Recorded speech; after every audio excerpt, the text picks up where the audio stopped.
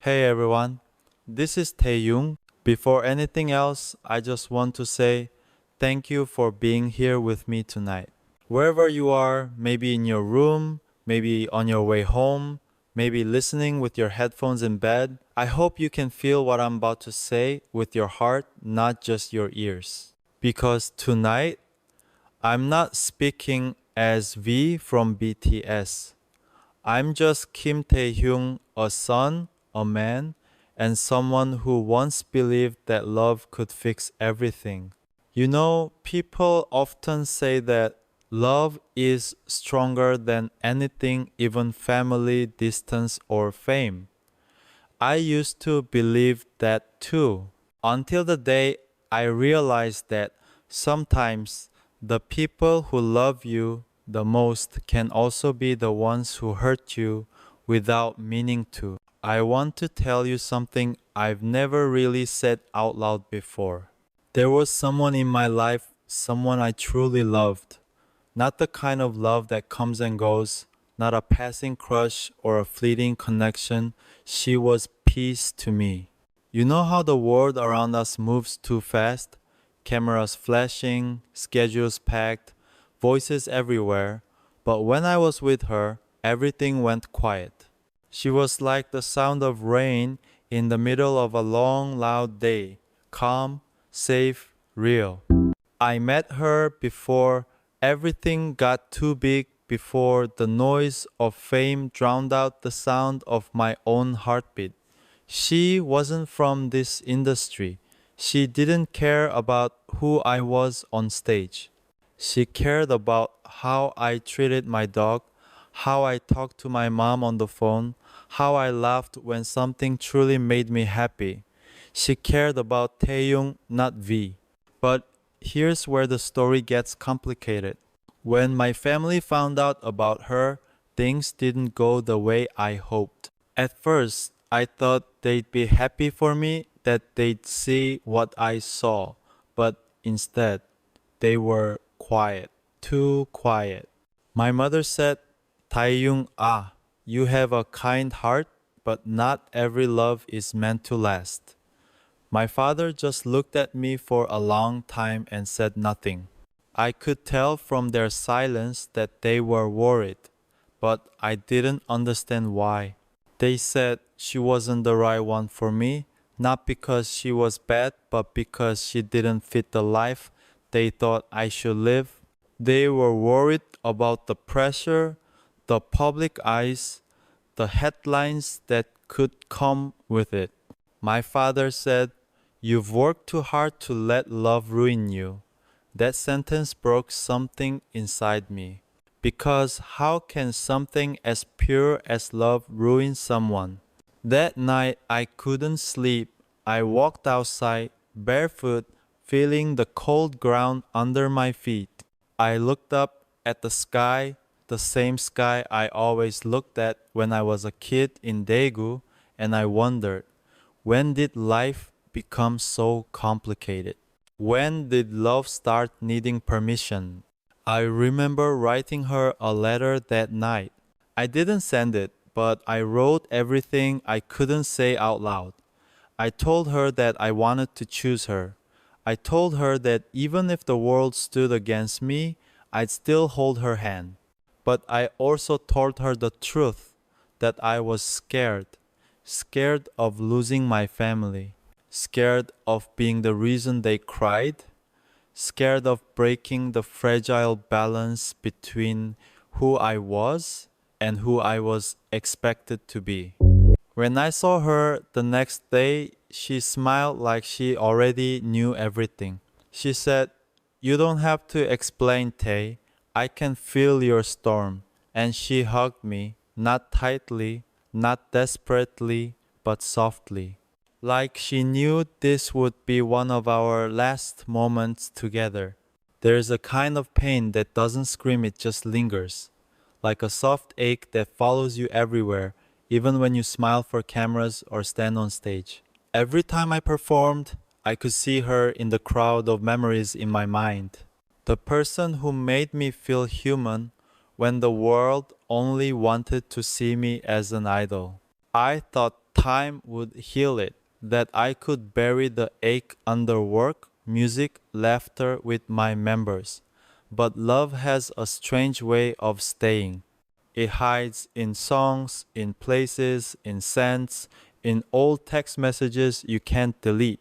One night, during a break from filming, I was sitting with Jungkook. He noticed I was quieter than usual. He didn't say much, just looked at me and said, Hyung, sometimes loving someone means letting them be happy even if it's not with you. That hit me hard because I realized maybe that's what I had to do. Still, part of me couldn't accept it. I wanted to fight for her. I wanted to tell my family they were wrong. I wanted to tell the world that love isn't about status or approval, it's about connection. But deep down, I knew that if I fought, someone would get hurt, either her or my family. And I couldn't let that happen. So, I made the hardest decision of my life. I chose love over family, but they chose to stop me. And I've been learning to live with that ever since. After that night, everything in my world looked the same, but nothing felt the same. The sky was still blue, the sun still rose every morning, the laughter of the members still filled our practice room, but inside I was quiet. Not the peaceful kind of quiet, the kind that hums under your skin, reminding you that something's missing. I tried to distract myself with work. I told myself that music could heal anything, that if I kept writing, kept singing, kept pretending, maybe I could drown out the sound of her name echoing in my chest. But the thing about love is, it doesn't go away just because you tell it to. I remember one night we were in the studio, just me and Yoon Gi-hyung. He was working on something deep and I was sitting behind him, staring at the computer screen but not really seeing it. After a while, he turned to me and said, "You're not here, are you?" I smiled a little and said, "I am." He shook his head and replied, "No, your body's here, but your heart's somewhere else." He didn't ask more. He just played a melody, slow, heavy, emotional. I hummed along, not realizing tears had started rolling down my face. Yoongi didn't say anything. He just let the music speak for both of us. That's the thing about real friends, they don't always ask. They just feel it with you. Weeks passed and my family thought the problem had gone away. They didn't bring her up anymore. I guess they thought silence meant acceptance. But in truth, silence became my way of screaming without sound. Every "I'm fine" I said to them was a lie wrapped in politeness. I kept thinking about what my father told me. You've worked too hard to let love ruin you. But I started asking myself, ruin me for what? For being human? For feeling too deeply?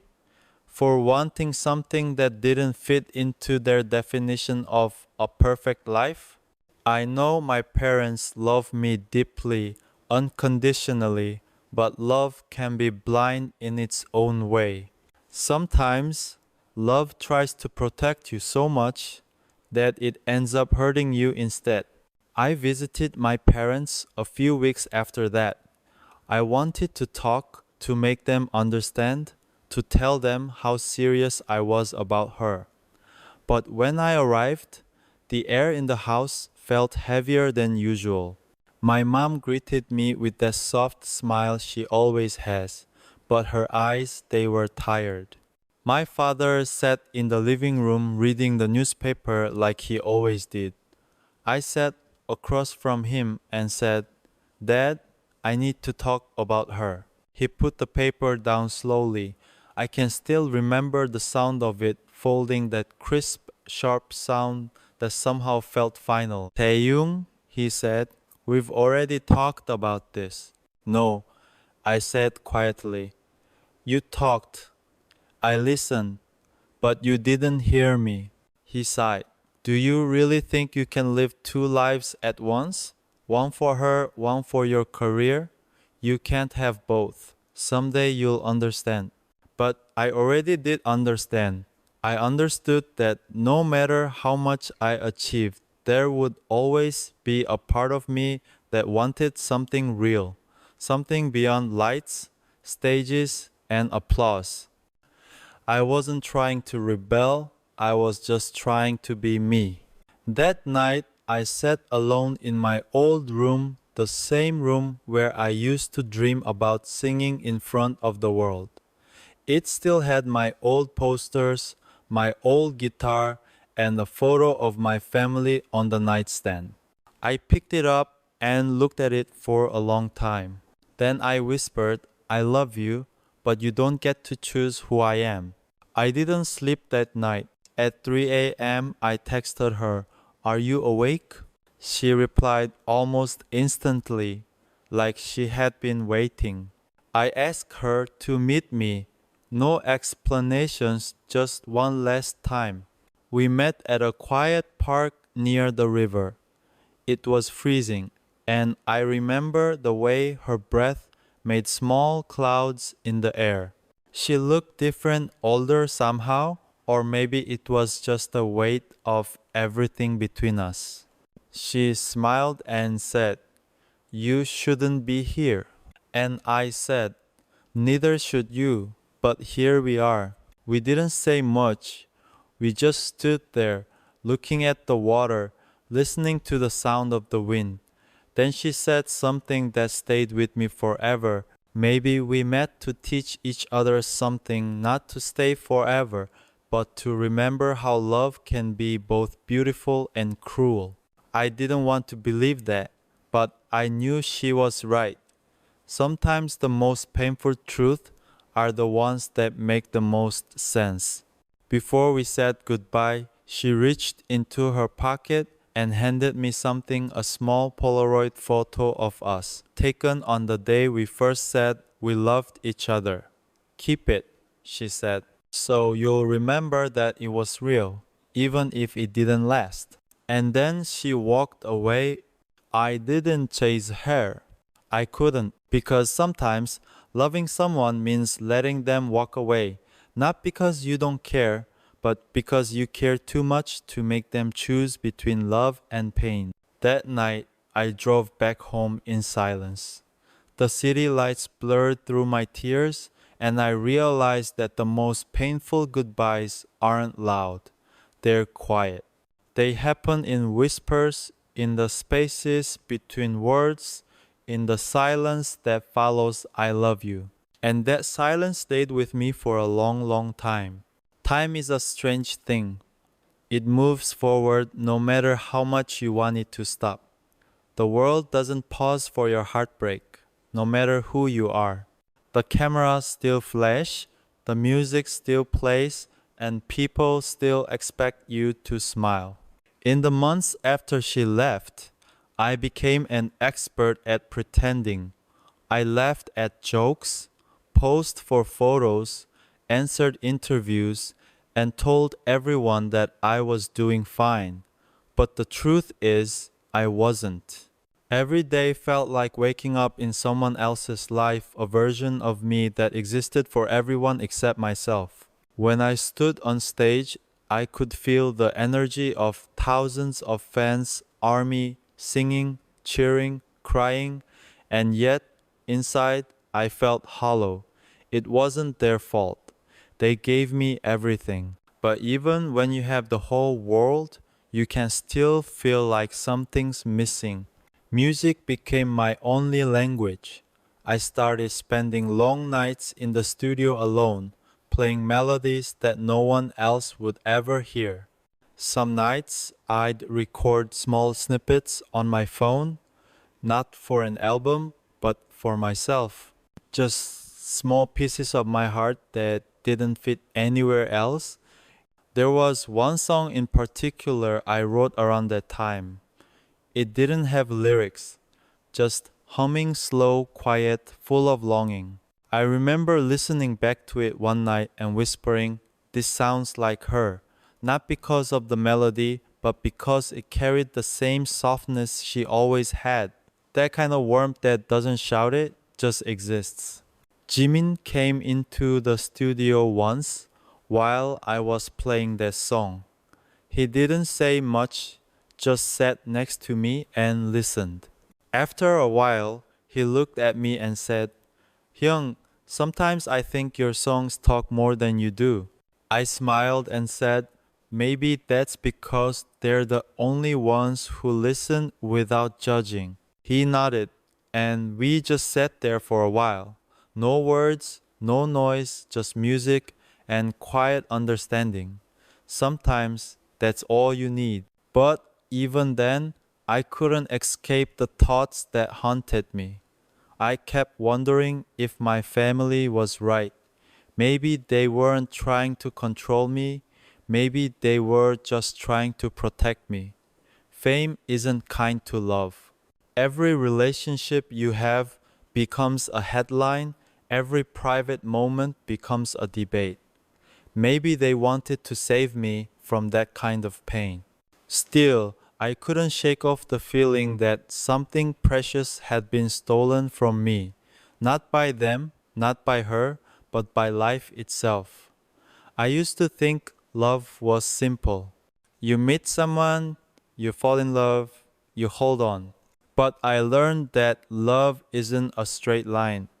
It's full of choices, painful, messy, human choices. Months turned into a year. We all got busier. The group had tours, recordings, endless flights. I buried myself in routines, but sometimes in the middle of a concert, when the lights dimmed and I had a second to breathe, I would think about her.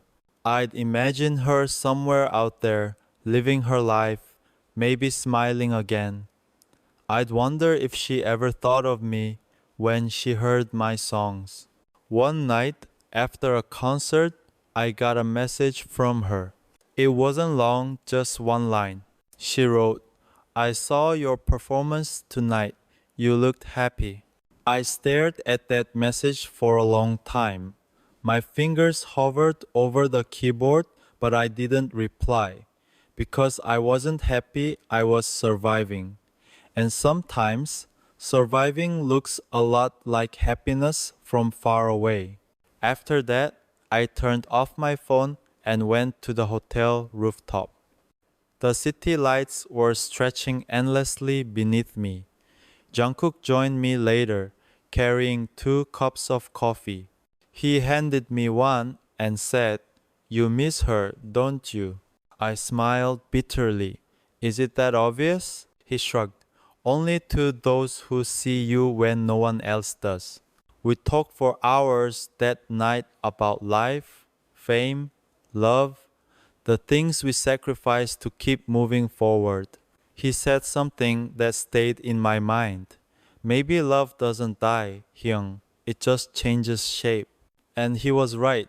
Over time, that love didn't disappear, it transformed. It became gratitude, it became music, it became lessons about who I am and what I'm willing to fight for. There were days when I'd see couples walking hand in hand, and I'd feel that familiar ache again. Not jealousy, but memory. Memory of what it feels like to belong to someone without the world watching. Memory of love that wasn't perfect, but pure. One day, my mom called me. It had been a while since we talked about anything deep. She asked if I was eating well, if I was sleeping enough, if the fans were treating me kindly. Then, after a long pause, she said softly, "Tai, I know we hurt you." That silence that followed her words broke something open inside me. She said, "We just wanted to protect you. We were afraid of losing you to something we didn't understand. And I said, "You didn't lose me, Mom. You just didn't trust me enough to love her." She cried. For the first time, my mother, the strongest person I know, cried on the phone with me. And I cried too, because forgiveness isn't easy, but it's necessary. That night, something shifted in my heart. I stopped blaming them. I stopped blaming anyone. Love had ended, but it had also taught me something, that no matter how painful it is, choosing love is never a mistake. Because even when it's over, it leaves behind something beautiful: growth, empathy, and the courage to keep believing.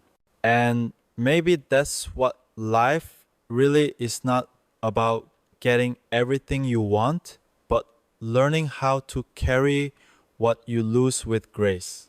So I kept walking, I kept singing, I kept smiling, not because everything was okay, but because I was learning to be okay with everything.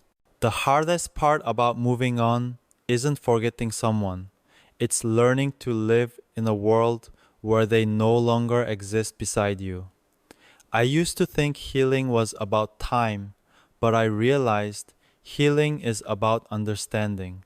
Understanding why things ended, why people leave, and why sometimes even love has limits.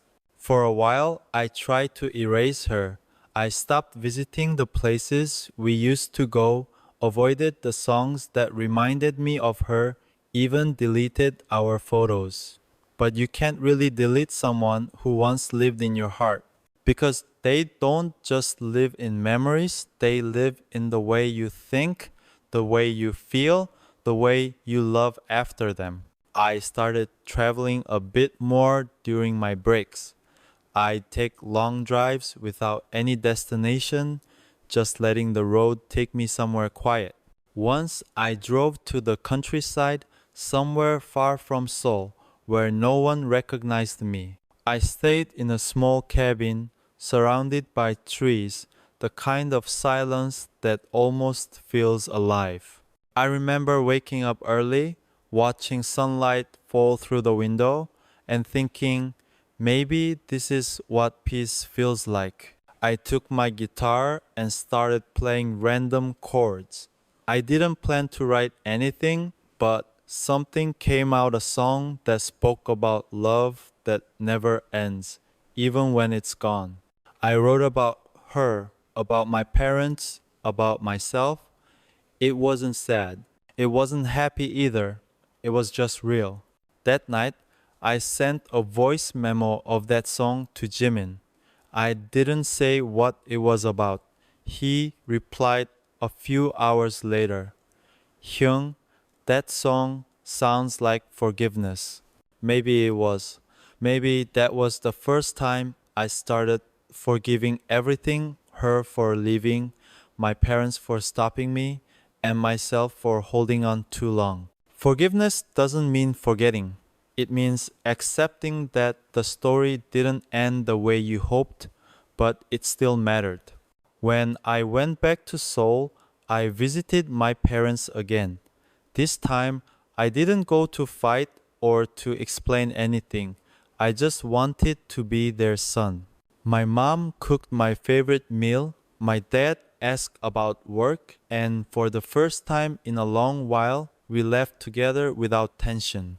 After dinner, my dad said quietly, "You've become calmer." I smiled. I guess pain teaches patience. He looked down for a moment, then said, "Maybe we were wrong. We thought we were protecting you, but maybe we were just afraid of losing control." I didn't know what to say, so I just nodded. Sometimes silence says more than words ever could. Later that night, when everyone was asleep, I stepped outside the house. The air was cool. The stars scattered across the sky. I took out that old Polaroid photo she gave me, the one I still kept hidden in my wallet. I looked at it and whispered, thank you. Not I miss you, not I love you, just thank you. Because gratitude is the final stage of love. It means you've stopped wishing for more, it means you're at peace. Still, sometimes I wonder what would have happened if I had chosen differently, if I had fought harder, if I had gone against my family and stayed with her. Would I be happier? Or would I have lost everything I've built? There's no real answer. Life doesn't give you what ifs, it gives you what now. And what now was simple, I kept moving forward. During one interview, someone asked me, Taehyung, what's the most difficult decision you've ever made? I smiled and said, choosing between love and family. The interviewer laughed softly and asked, and did you make the right choice? I paused and answered, there's no right or wrong when it comes to love, just what your heart can live with. That became one of the truest things I've ever said, because love doesn't always mean staying. Sometimes love means letting go gracefully without bitterness, without regret. You see, when you lose someone, you don't actually lose them all at once. You lose them in small pieces when you wake up and they're not there. When you hear a song and remember their voice, when you realize the smell of their perfume still lingers on your jacket. Each moment chips away at what used to be until one day you realize what's left isn't pain anymore, it's acceptance. That's when you know you're healing. Not when you stop crying, but when you can think of them and smile without breaking apart. I used to think my family destroyed my happiness, but now I think they just helped me grow faster. They made me understand that love isn't just about following your heart, it's about learning when to protect it too. And maybe one day, when the time is right, I'll meet someone again. Someone who doesn't have to compete with the past, someone my family won't be afraid of, someone who understands the parts of me I once hid, and this time I'll love better. Not harder, not louder, just better. Because love, when it's real, doesn't need to fight the world. It just needs to be. That's the lesson she left. That's the gift heartbreak gave me. And maybe that's why I can finally say I chose love. And even though it didn't last, I don't regret a single moment of it. After all those nights of silence, reflection, and unspoken memories, something inside me began to shift. I didn't wake up one morning suddenly healed. It was more like waking up and realizing that the pain didn't hurt as sharply anymore. It was still there, quietly humming in the background of my heart, but it had softened. There's this strange beauty in heartbreak, the way it reshapes you without your permission. You become more patient, more cautious, more aware of the fragile parts of love. You learn that not everything broken needs to be fixed. Some things are meant to stay as lessons. I remember one evening I was sitting in my studio looking at the old notes on my wall, fragments of lyrics, unfinished poems, ideas I'd written during the hardest nights. Most of them were about her. But that night I looked at them differently. They didn't feel like pain anymore. They felt like history proof that I had lived, loved, and survived. So I started turning those pieces into something new, a melody, a story, a sound that carried both sorrow and serenity. I poured everything I had into that music, not for her, not for the world, but for myself. For the version of me that stayed quiet for too long. That's when I realized something important. Sometimes the most powerful love story isn't between two people, it's between you and the person you become after the storm. I began meeting new people, not searching for love, but simply reconnecting with life. Friends would invite me out. Sometimes I'd go, sometimes I'd stay home. And whenever someone asked, "Are you seeing anyone?" I'd just smile and say, "No, I'm seeing myself first." Because before you can love someone again, you have to rebuild the parts of yourself that were once lost in someone else. Still, every now and then, a memory would catch me off guard. A song in a cafe, a line in a movie, a familiar laugh in a crowd. And instead of pain, I just feel warmth. That's when I knew she no longer hurt me. She healed me without even knowing it. One night, during a quiet dinner with my parents, my mom asked gently, "Do you ever think about her?" I looked up, smiled softly, and said, "Sometimes, but not in the way I used to." She nodded, maybe relieved, maybe sad, and for the first time, I could tell she understood not as a parent, but as a person who once loved deeply too. Later, my dad told me something that stayed with me. "Son, sometimes family can be wrong too. We think we're protecting you, but we forget you're the one who has to live with your choices. We can only guide you, not decide for you." Those words hit me harder than any argument we ever had, because all those years I blamed them for taking her away. But maybe they were just scared, scared of seeing me hurt, scared of losing control, scared of watching their son choose a path they didn't understand. Forgiving them was easier after that, and forgiving myself became the final piece. I started writing letters, again, letters I never sent. One for her, one for my family, one for the version of me who thought love was supposed to fix everything. I poured every emotion into those pages, and when I finished, I burned them one by one. The flames danced in the dark, and with every flicker, I felt lighter. Because closure doesn't always come from words spoken sometimes, it comes from words released. Not long after that, I had a photo shoot for a magazine. The theme was healing. When they asked me to describe what that meant to me, I said, "Healing is when love no longer feels like a wound." The photographer smiled and said, "That's beautiful. Did someone teach you that?" I answered, "Yes, time did." And maybe that's what it means to truly grow up, to understand that love isn't about forever, it's about impact.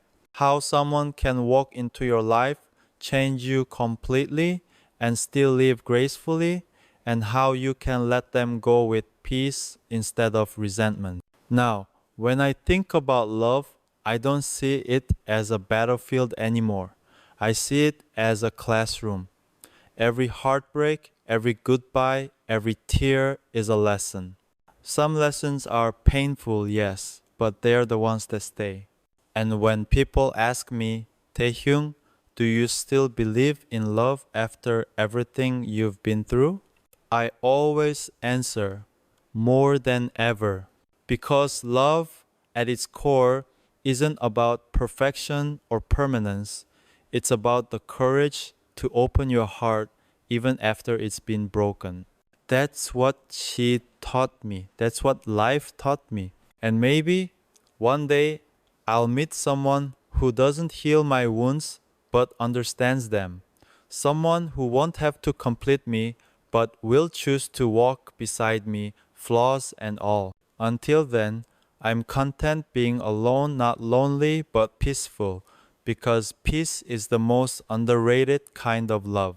There's a certain stillness that comes after a storm, that quiet moment when you realize the thunder has passed and all that's left is the sound of your own heartbeat.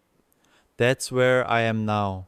Not the boy who begged for approval, not the man torn between love and duty, just someone who finally understands the meaning of peace. These days, I spend a lot of time thinking about what love really means. Not the kind of love that breaks headlines or trends on social media, but the kind that grows quietly like sunlight through a window. I used to chase love as if it was something I could lose. Now I understand. The right love doesn't run away, it stays, even in silence. Sometimes, when I walk into the studio late at night, I can still feel her presence not as a ghost, but as a part of the melody. I'll sit there, close my eyes, and imagine what she'd say if she could see me now. Would she be proud that I kept going? Would she smile knowing that I finally found peace? I think she would, because despite everything, I never stopped being grateful for her. But now, my love looks different. It's not about possession or promises made out of fear. It's about freedom, the freedom to love without control, to let people be who they are, and to let myself grow without guilt. A while ago, I was at a fan meeting. Someone asked, Taehyung, if you could go back in time and change one thing, what would it be? I paused for a moment, then smiled and said nothing. Because every choice, even the painful ones, shaped the person I am today. If I changed the past, I wouldn't be standing here telling this story. I wouldn't have learned that sometimes losing love is the only way to find yourself. I think a lot about the idea of marriage now. When I was younger, I thought it was about finding the perfect person, someone who made me feel whole. But I've realized marriage isn't about completion. It's about companionship. It's about walking side by side, not to fill the empty spaces, but to honor the fullness of who we already are. If I ever marry, I want it to be because I choose peace, not to prove something, not to heal from something, not because I'm lonely. I want it to be love that's steady, not dramatic. The kind that feels like coming home. To my family, I've forgiven everything. They didn't understand my choices, but they loved me in their own way. Parents don't always know how to say, I'm sorry, but they show it in small gestures. A call to check if you've eaten, a smile that lasts a little longer, a hug that feels tighter than before. And now I see those things not as control, but as love in its rawest form. And to her, wherever she is, I hope she's happy, truly happy. I hope she found someone who listens when she talks about her dreams, someone who laughs at the jokes I used to tell. I don't wish for her to remember me. I just hope that in some quiet part of her heart, she knows I never stopped wishing her well. Because love that's real doesn't end, it simply changes form.